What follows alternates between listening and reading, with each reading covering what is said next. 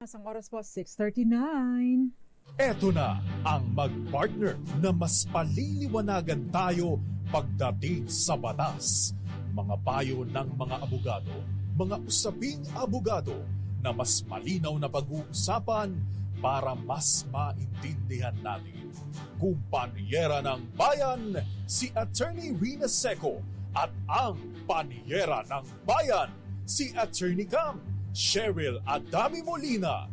Dos Kumpanieras sa DZRH Radio, DZRH TV at DZRH Online. Bago mo kasuhan, bago ka pumirma, bago ka makipagkasundo, makinig muna sa Dos Kumpanieras. Dos Kumpanieras. Magandang gabi, Pilipinas. Ito pa ang programang Dos Kumpanieras. At ako po ang kakasama ninyo tonight. Nagsasolong panyera ng bayan, tuloy-tuloy sa pagbabalita, tuloy-tuloy sa serbisyo. Sama-sama tayo, Pilipino. Dos Kumpanieras. Ngayon po ay Swell Day, April 15, 2024. Nakalimutan ko magsabi ng aking pangalan o magpakilala. Rina Seco po at your service hanggang 7:30 ng gabi. Tatalakayin po natin ay may kinalaman sa custody. Alam niyo po, napakaraming pagkakataon na tinalakay natin ang custody. Pero ano nga ba ang sitwasyon, no, kapag yung nanay ay namatay na? Automatic ba na mapupunta sa tatay kapag hindi kasal ang mga magulang? Dos Kumpanieras. Yan po ang tatalakay natin tonight. But before that, no, paalala po muna sa ating mga motorista dahil meron na naman po tayong bad news. May panibago na naman pong taas presyo sa mga produktong petrolyo bukas April 16. Ayon po sa oil industry firms, 95 centavos o halos piso ang taas sa kada litro ng diesel, habang 40 centavos naman ang dagdag sa kada litro ng gasolina. Ang kerosene naman ay magtataas ng 85 centavos kada litro. Ang mga pagbabago po sa presyo ng mga produktong petrolyo ay nakadepende sa paggalaw nito sa pandaigdigang merkado. Dos Kumpanieras. Ayan, kung mayroon pa, may budget pa pang full tank, no? Para po tayo makatipid kahit kaunti dahil syempre every centavo counts. Di po ba? Dos Kumpanieras. Anyway, magandang gabi po muna sa ating mga tagapanood sa iba't ibang panig ng mundo. Lalong-lalo na po yung mga loyal listeners natin na nanunood sa atin with or without promo, with or without malakas. Lalong-lalo na po yung aking mga online PAs, Kael Enriquez dyan sa Hong Kong. I hope you have fully recovered. And syempre, magandang gabi din sa iyo. Good morning sa iyo, Kenneth Arevalo dyan sa Houston, Texas. At ating mga tagapanood pa, sina Marcelo M. Sabi niya, thank you very much for the free legal advice on live TV. Okay, magandang gabi po sa inyo, Ginoong Marcelo M. dyan sa Masbate. Si Benjamin Cuaderno, magandang gabi sa iyo. At Christopher Kerpus, nanonood sa Project 4, Quezon City. Dos Kumpanieras. Magandang gabi din po sa iyo, Pancho Sabardo Jr. and Maria Teresa Lazaro. Si Aunt May kaya? Namimiss ko na si Aunt May. Hindi ko siya nakikita lately. Pero magandang gabi sa iyo, Eds Maglakas, Mami Belen Rivera. Si Mami Belen, pati yung hukumang pantahanan natin every Saturday ay pinapanood ni Mami Belen. Thank you very much. Daddy Ruel Resyo, ikaw na-miss ko, no? Medyo matagal-tagal kang hindi nagparamdam sa atin. Si Ginoong Eli Abanto dyan sa Labo, Camarines Norte. Napakainit nga po ng panahon kaya dapat lagi nag-hydrate. Dos Kumpanieras. Renato C., gayon din si Ngoyong Montes, Eds Maglakas, Federico Bagisi, Eduardo Narvaez, at syempre Mark Enriquez dyan sa Milano, Italy. Magandang anong oras po ba dyan sa inyo? Pasensya na, hindi ako magaling sa geography. Violeta Montecalvo Zambrano, si Charo Abraham, Topics Hamulin, Tita Ami Miraflor Garcia, at maraming iba pa nanunood sa atin. Pasensya na kayo, may problema yata ang mas malinaw po sa YouTube ang panonood kesa sa Facebook yata, no? So pwede po kayong manood sa DZRH TV 4K live stream. Marami pong nanonood sa atin dyan. Dos Kumpanieras. Okay, so again, no, tumatanggap po ako ng inyong mga questions. Pero bago yan, babatiin ko muna ang aking tiyahin, ang nag-iisang buhay na kapatid ni Nanay Flory, si Tia Patring Soleta, dyan sa Layang-Layang, Benavista, Marinduque. Magandang gabi po sa inyo at nagsiselebrate siya ng kanyang 83rd birthday today. Dos Compañeras. At syempre magandang gabi na din mga nagsiselebrate ngayon, si Rowena at si Saloy, ang mag-asawang pinsan ko. Gayon din nandyan si Bobet Zoleta at ang mga pamangkin at apo, would you believe may apo na ako? Dos Compañeras. Ayan. So, tatalakayin po natin again tungkol sa custody. Pero yung mga tinalakay po kasi natin in the past ay yung custody kung sakasakaling yung custody na pinaglalabanan ng nanay at ng tatay, kay kasal man o hindi. Pero ang pag-uusapan po natin ngayon, no, kapag ka namatay na ang ina ang ina, dahil nga po sinasabi natin, no, kapag ka illegitimate or hindi kasal ang magulang ng mga bata, automatic po na ang parental authority and therefore ang custody, child custody ay napupunta doon sa nanay, no? Dahil syempre, walang question, walang duda kung sino ang magulang niyan, yung nanay. Dos Compañeras. Yung tatay, syempre, sasabihin, ay may duda pa, inacknowledge pa. So, next question would be, kung acknowledged ang bata, no, kinilala ng ama ang bata, pwede na ba na siya ang magkaroon ng custody sa isang illegitimate child? Yan po at iba pa ang ating tatalakayan tonight. Dos Compañeras. 12:45 sa Italy ngayon. Magandang gabi kay Mark Enriquez. Andy Marquez, magandang gabi din sa iyo. Violeta Montecalvo Zambrano and Tita Ami Miraflor Garcia. Yun pong, para pong pangit ang audio sa sa Facebook, pero you can switch to DZRH TV 4K live stream. Mas maganda po ang ating audio and video dyan. Parang gumaganda ako pag nandoon sa sa YouTube. Dos Compañeras. Joke lang po. Pagbigyan nyo na ako, napakainit ng panahon ngayon. Cool lang tayo. Anyway, no? So again, no, meron po tayong DZRH Malakas promo. Sino ang pangunahing may karapatan? Sino ang may pangunahing karapatan sa custody ng illegitimate child kung wala na ang kanyang ina? Ang ama o ang lolo at lola? Ipadala po bilang private message sa akin kasama ang inyong GCash number at kung taga-saan kayo, at dyan po ako pipili ng mananalo tonight. Dos Compañeras. Si Ma'am Teresa Arce, magandang gabi din sa iyo. At of course, Evitz Sarmiento Isquet. Saang Sarmiento kayo, Ma'am Evitz, na? Okay, dakuan na po natin ang ating talakayan. Again, binanggit na po natin, kapag ka po kasal ang mga magulang, ang anak ay nasa kanilang dalawa, joint parental authority. Silang dalawa ng nanay at tatay. Kapag ka po hindi kasal ang mga magulang, ang bata ay nasa parental authority or sole parental authority ng nanay, no? Dahil nga po, no, hindi sila kasal. Dos Compañeras. Ang tanging sa tatay ay pwede siyang mag-request or manghingi, no, mag-demand ng visitation rights, pero nananatili ang kanyang obligasyon na magbigay ng sustento sa bata kapag ka ito ay kinilala niya. Dos Compañeras. Kung ayaw naman kilalanin, no, ng tatay yung bata, no, ayaw niyang kilalanin dahil ayaw niyang magbigay ng sustento, pwede siyang pilitin sa pamamagitan ng pagdulog sa korte, no, yung nanay, yung custodial parent ay pwede, no, napilitin ang tatay na i-acknowledge ang bata sa pamamagitan ng pagpapakita ng mga ebidensya na ito, bagaman at ayaw niyang kilalanin, ay anak niya, no? Nananalaytay ang dugo ng taong yan dito, bagaman at sundula ng salbahe, ayaw i-acknowledge ang kanyang anak. Ayan. Dos Compañeras. Meryl Hidalgo, magandang gabi.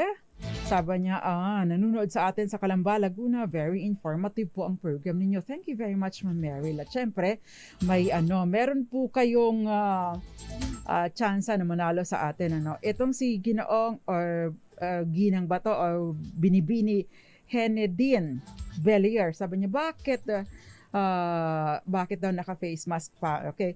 Again po, doon sa mga nagtataka, pagpasensyahan niyo na. Ako po, ito pong booth namin, o maipaliwanag ko lang, 24/7 na may nagsasalita dito. So yung laway namin, kumakalat-kalat lang dito. So bagaman at may filter, hindi naman po totally nawawala ito, no? Kahit po mag-isa lang ako dito, simula po nang nagpandemya, ay yun pa rin ang umiikot ditong hangin. Kaya pagpasensyahan na ninyo. Ako po ay nag-iingat lang dahil nga po mahina ang aking mahina ang aking resistensya. No? Ako po ay hikain. Kung sakasakaling may sakit ako, pwede ako makahawa. At kung sakasakali naman yung meron dito umumpo na may sakit na hindi naman halata, maari pong ako ang magkasakit at problema kapag wala po ako dahil wala pa si Attorney Cam. Tsaka napakahirap magkasakit ngayon. Dos Compañeras. Kung hindi po magandang tingnan, ang importante naman po ay hindi ang itsura ko, kundi ang importante ay tama ang sinasabi ko sa inyo at naaayon sa batas, naaayon po sa mga desisyon ng Korte Suprema. Sana ay lumagpas na po tayo doon sa punto na pisikal ang tinitingnan. Utak po ang pinaglalabanan dito at kaalaman. Dos Compañeras. Okay, so iba po talaga kapag ka nag-iingat. Mga taga St. Rose at Santa Cruz, Laguna, magandang gabi po sa inyo, lalong-lalo na si Ma'am Yvette Escueta. Okay, magandang gabi sa Herminio Villaluz at yung maraming iba pa na nanunood sa atin. Okay, no, so magko-commercial po muna tayo, no, pero sa ating pagbabalik, yung mga basic principles na magiging batayan, no, sa ating discussion tonight. At syempre, yung mga sagot sa inyong mga katanungan. Dos Compañeras. At sisiguraduhin ko po, kahit naka-face mask ako, tama po at naaayon sa batas sa desisyon ng Korte Suprema ang isasagot ko sa inyong mga katanungan. Diyan lamang po kayo nagsasalang panyaran ng bayan. Attorney Rina Seco, dito lang po sa Dos Compañeras. Dos Compañeras. Nagbabalik pa ang programang Dos Compañeras. Kasama pa rin po nagsasalang panyera ng bayan, Attorney Rina Seco, no? At tinatalakay po natin ang tungkol sa custody. Hindi basta-basta custody, ha? Awayan ng custody between nanay and tatay, ha? Ito po ay custody kapag namatay na ang ina. Dahil again, no? Yun pong isang illegitimate child ay dapat automatic na pupunta sa nanay kung illegitimate o hindi kasal ang kanyang mga magulang. Dos Compañeras. Paano pag nawala na si nanay? Sino ba ang may karapatan? Mag-aaway tiyak si tatay at saka ang mga lolo at lola o yung parents noong nanay. No? Usual na senaryo kapag namatay si nanay. No? May pagkakataon nga na buhay pa, ang nag-aaway ang mga lolo at lola kasi syempre kapag apo, iba nga ang pag-aalaga at pagmamahal nga daw ng mga lolo at lola sa kanilang mga apo. Dos Compañeras. Pero alam nyo po ba na kapag hindi kasal ang mga magulang, mas mabigat ang karapatan ng grandparents o yung maternal grandparents sa custody ng illegitimate child? Dos Compañeras. Hindi po kayo namamali ng pagdinig, no? Dahil sa kaso ng Masbate, Renalyn Masbate versus Marlene Masbate and yung mga lolo at lola, pinag-aagawan po ang apo. Dito nga buhay pa no? Nagtrabaho lang sa Maynila si nanay, and actually ang nangyari po sa kasong ito, no, nag-live-in si nanay at tatay sa poder ng mga magulang ni babae. Ngayon 3 years old na ang bata, biglang nagkahiwalay si nanay at tatay at si babae pumunta sa Maynila, si lalaki siya ang nagkaroon ng, kumbaga siya ang nag-alaga doon sa bata. Ngayon, tinangay ni na lolo at lola, yung maternal grandparents, no? Tinangay ni na lolo at lola ang bata. Si tatay ngayon, naghahabol, gustong mabawi ang kanyang anak. Dos Compañeras. At maniniwala ba kayo na ang sinasabi, ang nanay ang may custody at bagaman at si nanay ang hindi aktual na nag-aalaga sa bata, no, yung kanyang maternal grandparents ay merong substitute parental authority, okay? Nag-exercise siya ng parental authority pansamantala habang hindi available si nanay na siyang may sole parental authority and therefore custody sa bata. Dos Compañeras. Meaning to say, mas mabigat ang karapatan ni na lolo at lola sa isang illegitimate child kumpara sa kanyang ama. 'Di ba? Parang asaklap kapag ka ikaw tatay tas mahal na mahal mong anak mo, ano? Na kayong dalawa ng nanay niya ang gumawa ng bata and yet mas may karapatan sina lolo at lola. Medyo masaklap po, ano? Dos Compañeras. Pero yan po ang nakasaad, no, sa mga jurisprudence and even, no, doon sa Article 176 ng Family Code, yung patungkol doon sa custody. In fact, no, yung apelido ng bata ay isinusunod sa nanay bagaman. At meron na po ngayong sa pamamagitan po ng Revilla Law, no, ay pinahihintulutan na magamit ng bata ang apelido ng kanyang ama kung, no, ito ay recognized sa pamamagitan ng isang ng affidavit to use the surname of the father, o kaya naman pa ay recognition para sa paggamit ng kanyang apelido. Dos Compañeras. Okay, so if you have questions, 0919-282-6485 o kaya naman ay sa DZRH TV 4K live stream bilang comment po sa ating YouTube page o kaya ay bilang comment sa ating DZRH Dos Compañeras Facebook Live at syempre sa ating DZRH News Facebook Live at DZRH News Television Facebook Live. Dos Compañeras. Magandang gabi po sa inyo, Mr. Eduardo Narvaez, Gael Enriquez, Marcelo M., Herminia Villaluz, at iba pa natin mga tagapanood, Charo Abraham, Brian Peña Cruz, Naimbag Arabi, Eva Duques, Asuncion Elardo, Salario, and syempre si Valentina Milena Poncia, Leonila Masipag. Parang si Ma'am Leonila, ngayon ko lang nabasa ang pangalan niya. Thank you very much for tuning in. Magandang gabi po sa mga taga Lian, Batangas. At syempre, nanunood din sa atin mga taga saan ka ba, Ginoong Lanlan Fortes, nanunood sa atin. Kasama na din Sindungka Liera at Sad Sabinit. Thank you very much for watching. JMT, magandang gabi sa'yo. Dos Compañeras. Sabi ni JMT, good evening daw. Tama naman na magsuot ng face mask para maprotektahan ang kalusugan. I can hear you clearly and it doesn't matter if you use a face mask or not. You're still, Thank you very much. And syempre, Phoebe Lorente, ang importante lang po, tama ang naire-relay ko sa inyo na impormasyon na aayon sa batas at sa mga desisyon ng Korte Suprema. Yan. Kung ang hinahanap nyo po ay mga magaganda at sexy, qualify naman tayo doon.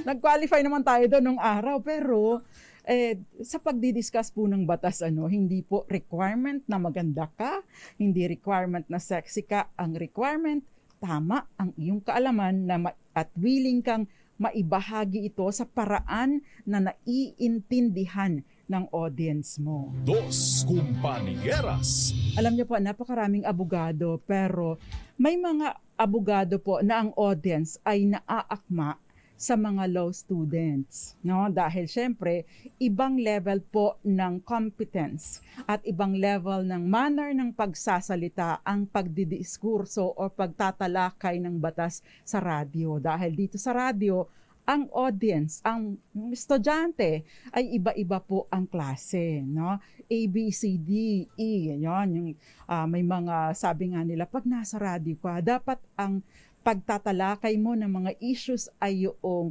naaakma sa taong minsan walang pinag-aralan. At yun po ang purpose ng ating programa. Dos Compañeras. Kaya nga po most of the time, bagaman at naisip niya, parang paulit-ulit ang topic. Yes, iisa ang topic pero naiiba po ang maaaring maging applicable na legal provision kapag na-twist ang facts. Kaya nga po napakahalaga, kung kayo ay may problemang legal, ang naibibigay ko lamang po ay mga general provisions of the law at importante pa din kung kakailanganin ng dumulog sa korte na personal pong magtungo sa abogado dahil yun pong mga facts, kaunting twist lang dyan, maari pong maiba ang legal provision na applicable. Dos Compañeras. Okay, mga taga San Luis, Aurora, lalong-lalo na kay Norman Sadusa. Magandang gabi din sa iyo, Frodo de Chihuahua. At syempre, si Carmencita Gallardo. Magandang gabi po sa inyo, Ramel Maluto and Julia Francisco. Oscarita Recta. At saka si Ruth Tampre Abellano, Ed Simbulan Flores, Wilson Aldea, at Asuncion Celario. Magandang gabi po sa inyo. Na-appreciate ko po ang pagtutok ninyo gabi-gabi. Now, going back to our discussion, yun pong kaso ni Renalyn Masbate versus Masbate and Relucio. Yan. Again, yun pong magulang, ang nag-exercise ng substitute parental authority doon sa bata dahil nananaig ang karapatan. Congratulations sa inyo, lolo at lola sa parental sa maternal side, dahil kayo po ang mas mataas ang karapatan, kumpara sa tatay ng bata. Dos Compañeras. Although hindi naman po ibig sabihin na nawawala na ang karapatan ng ang tatay sa bata, Kung meron pong mga sapat na dahilan, Like for example, pinakaunang tinitingnan yung best interest of the child. Titingnan, ito ba ay may kakayahang mapalaki ng maayos, masustentuhan ng pangangailangan, mahalin at makalinga ng tama ang bata, o baka naman ito ay mapariwara. So hindi din po bingi, bulag, pipi at bingi at masyadong technical, ang ating Korte Suprema sa pagdidesisyon sa mga kaso tungkol sa custody. Dos Compañeras. Okay, kapag po ganito, may sapat na basihan, halimbawa kasama na din lang dyan yung drug addiction, alcoholism, at maraming iba pa yung nalalagay sa panganibang bata, inaabuso ang bata, ang ama ay pwede pong magsampa ng kaso para sa kustodiya ng bata, Syempre, kapag pinag-uusapan ng custody, lumalabas yung attorney, paano kung dadalhin naman sa ibang bansa? Itatakas, dadalhin sa ibang bansa. Yan ay i-discuss natin as we go along. Dos Compañeras. Okay, so nakasaad din po sa ating family code kung sino ang mga may custody ng bata, kapag in default of yung nanay, dahil siya again, ang may sole custody or exclusive parental authority sa bata ay ang nanay, at kapag nawala na po ang nanay, ang isang illegitimate child ay mapupunta sa surviving grandparents, yung nanay o tatay ni nanay, o kaya naman sa mas nakatatanda sa kanya na brother or sister or kapatid noong bata, na na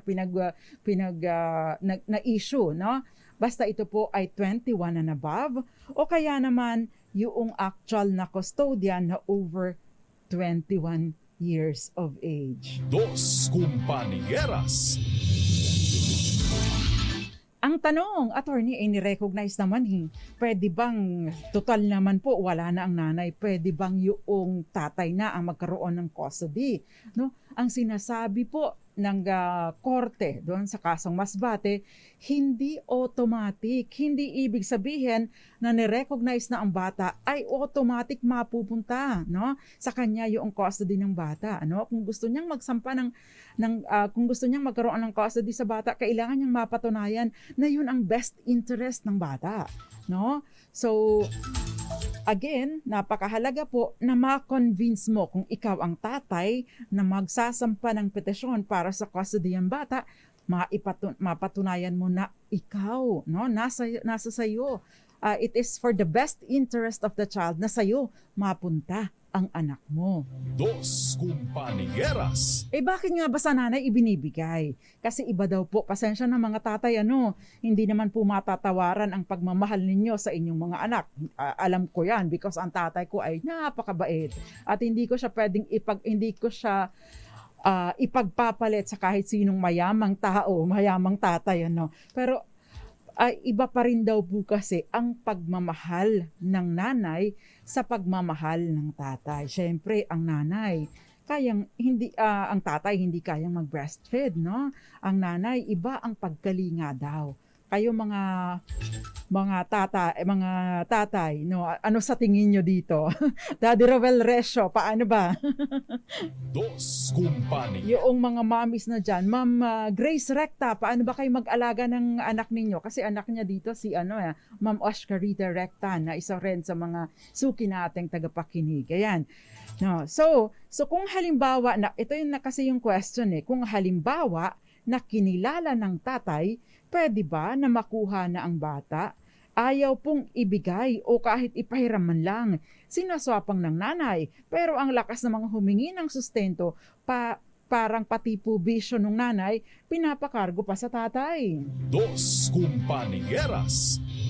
Ang tanong dito sa nag-message sa akin, hindi ko na lang po babanggitin ang pangalan, Ang tanong po dito, kayo po ba kasal, nung nanay ng bata? Kasi kung kasal kayo, joint parental authority po dapat ang ini-exercise ninyo. Yun pong suporta sa nanay, kasama din po kung kasal kayo. So, suporta kay nanay, suporta din sa anak. Kung hindi kayo kasal, ang tangi pong obligasyon ninyo ay ang suporta or sustento sa bata. Ngayon, yun pong sustento sa bata ay dapat din na nalilinaw naman ng custodian o nung nanghihingi ng sustento. Bakit?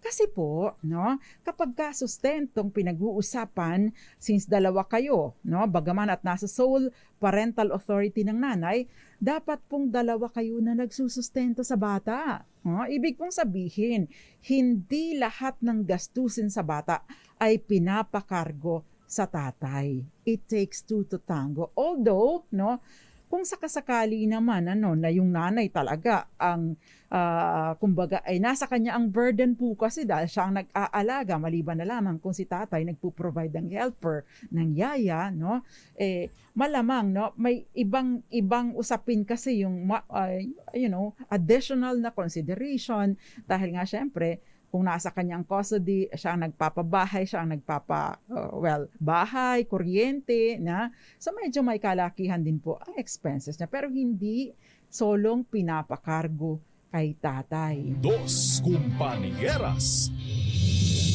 Si Daddy Roel Resio, magbubuwis buhay po para sa mga anak ko. Ibang level ito.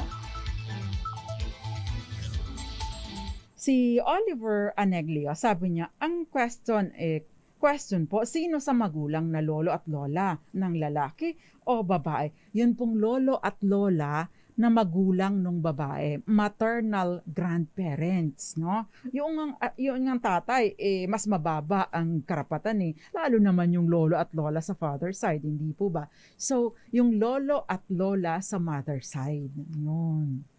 Dos Compañeras.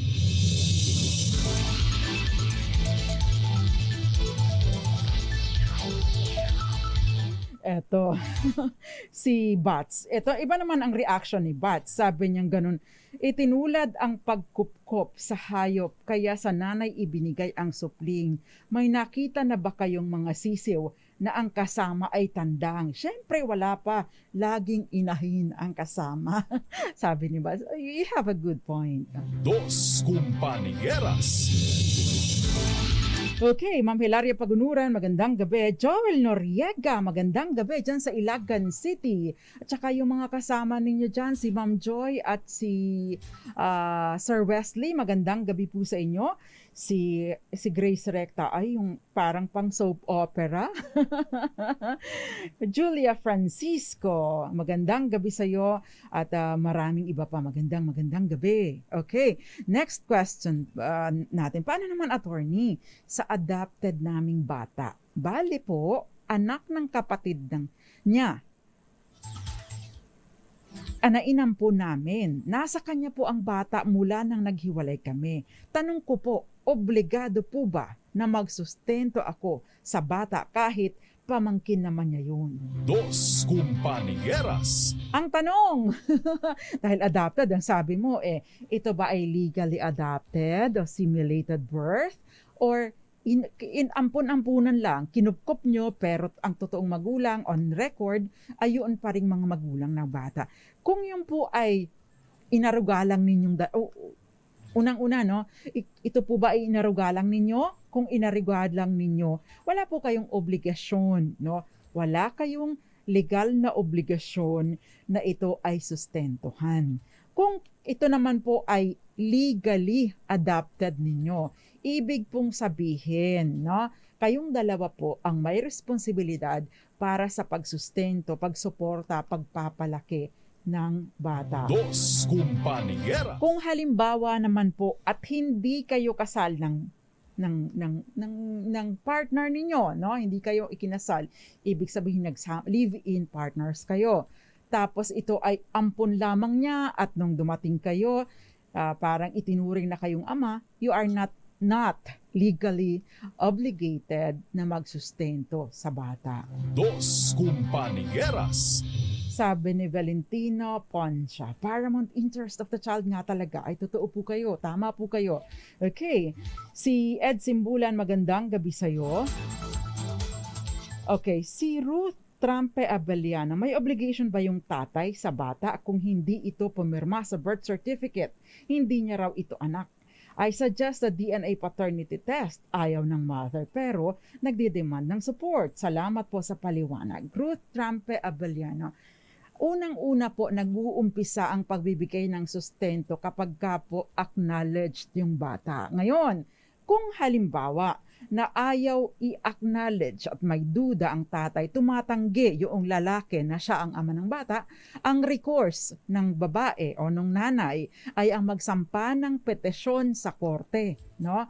At pending litigation, no, manghingi siya ng tinatawag na support pendente lite. Manghingi siya ng sustento habang dinidinig pa ang kaso. During the petition for support, kailangan pong mapatunayan ng nanay o ng humihingi na sustento na ang hinihingan niya ng sustento ay may legal na obligasyon para gawin ito. At kailan lang ba nagkakaroon ng legal na obligasyon ng isang lalaki na magbigay ng sustento?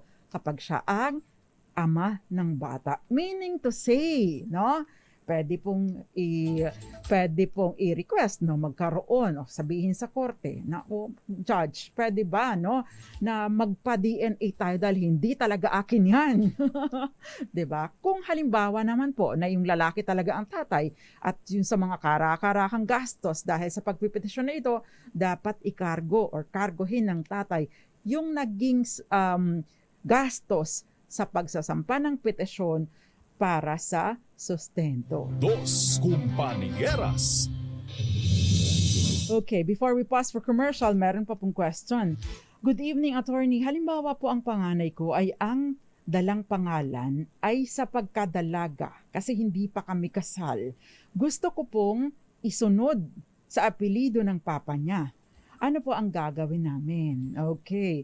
Actually, ang kailangan nyo lamang po ay yung affidavit to use the surname of the father kung halimbawa po inaangkin naman talaga niya na kanya yung bata. Again, kung hindi po kayo kasal, illegitimate po ang bata. Ngayon, may pagkakataon na hindi pa agad nagpapakasal pero wala naman silang hadlang para sila ay magpakasal. Ito pong status nito ay illegitimate. Pero eventually, kapag ang magulang ay nagpakasal, no, yun pong anak na isinilang bago pa sila ikasal at kapag ka po ikinasal na itong mga magulang na ito, ay maaring ma-elevate sa status ng legitimated. Sa paanong proseso, yan po ang i-discuss natin dahil napakalaki po ng diferensya, no, ng karapatan ng isang legitimate at ng illegitimate, ng legitimated at ng illegitimate children. Dos Compañeras. Ay, Davila, magandang gabi sa'yo. God bless you too. Sabi ng ibang nagme-message dito. Ayan. Oh, maraming salamat po. Thank you very much. Sabi ni Ma'am, sino ba yung nagsabi sa akin? Eto, si Ma'am Violeta. Sabi niya, love you po, Miss Violeta Zambrano. Thank you very much. Dos Compañeras. At syempre sa mga nanonood pa, magandang umaga, magandang tanghali, magandang gabi po sa inyong lahat. Again, sa atin pong DZRH Malakas Promo, sino ang may pangunahing karapatan sa custody ng illegitimate child kung wala na ang kanyang ina, ang ama o ang lolo at lola? Ipadala po bilang private message sa akin at pipili po ako ng mananalo tonight. Again, ipadala po ang inyong sagot, ang inyong GCash number at kung taga saan kayo para po ma-acknowledge din natin. Magbabalik pa ang programang Dos Compañeras. Ilan po munang mga paalala. Dos Compañeras. Nagbabalik pa ang programang Dos Compañeras. Kasama pa rin po nagsasolang panyero ng bayan at Sir Rina Seco. Magandang gabi sa iyo, Odette Oxales and Sanser Pertes. Mga classmates ko ito.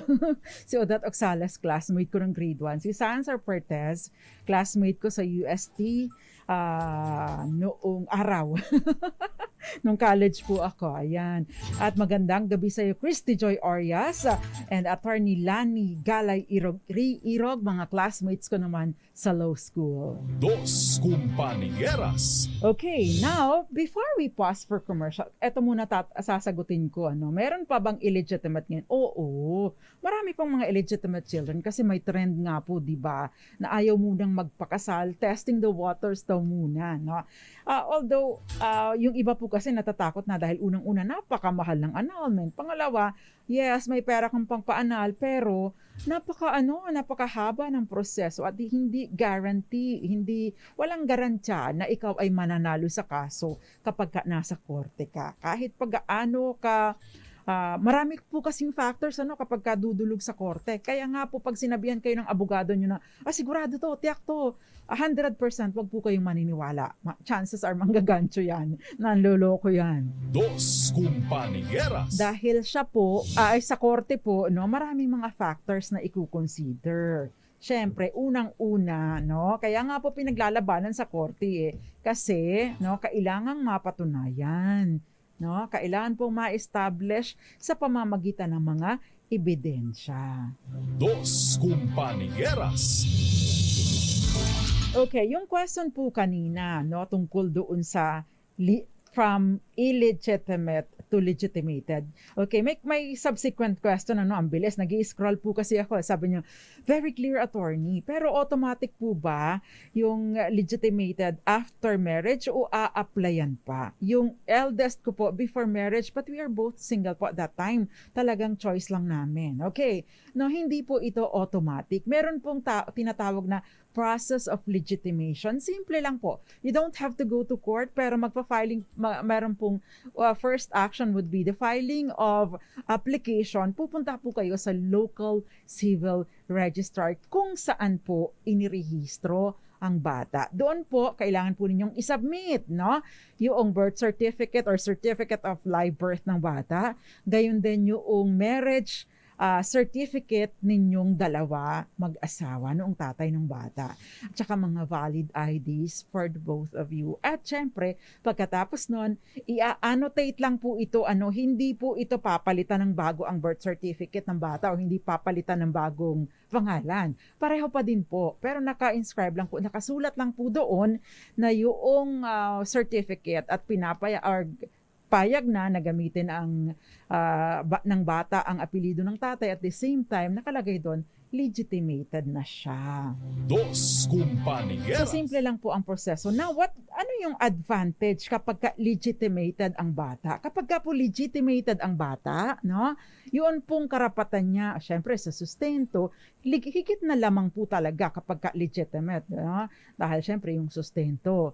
Pangalawa, Pangalawa, kapag ka po legitimate or legitimated, kapag ka po dumating ang panahon na magmamanahan na, ay nagiging patas po ang pagmamana or mas malaki ang minamana ng legitimated at adopted kumpara sa illegitimate. Sabi ko nga sa inyo, kung 1,000,000 ang dapat sana'y share ng isang legitimate o isang adopted o isang legitimated, ang illegitimate child, 1,200,000 lang ang kanyang matatanggap. Dos Compañeras. So, ganoon po kahalaga yung process ng legitimation or ganoon po kahalaga yung status ng bata. Ayan. So, next point. Attorney, yung anak namin ay gusto pong dalhin sa ibang bansa ng ex ko. Wala ba talaga akong say doon? Ang tanong, are you married? Kasi if you are married, di ba, you exercise joint parental authority at ilalabas ang bata, kailangan ng affidavit of consent, no? Patunay na ikaw ay pumapayag na dalhin sa ibang bansa ang bata. Ngayon, kung hindi kayo kasal, ibig sabihin illegitimate child, yung take note, ang nanay ang may sole parental authority sa bata and therefore, no, ang bata daw ay dapat nasa poder ng nanay at kung nag-ibang bansa ang nanay, pwede siyang dalhin na hindi kailangan ng iyong consent. Dos Compañeras. Ngayon, kapag ka dinalabas sa ibang bansa, ibig sabihin wala ka ng obligasyon sa pagsusustento, meron ka pa ring obligasyon sa pagsusustento. Pwede ka pa rin bang bumisita? Pwede ka rin bang mag-demand ng visitation rights? Yes, pwede pa din. Yun nga lang, mas mapapalaki ang gastos mo. Dos Compañeras.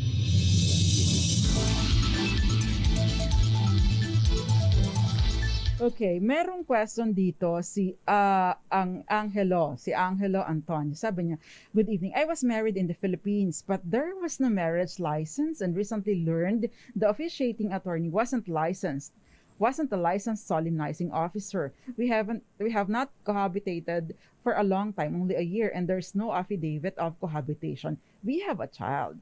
Considering these factors, what are my options for voiding the marriage and what are the implications of my child's surname?" Okay.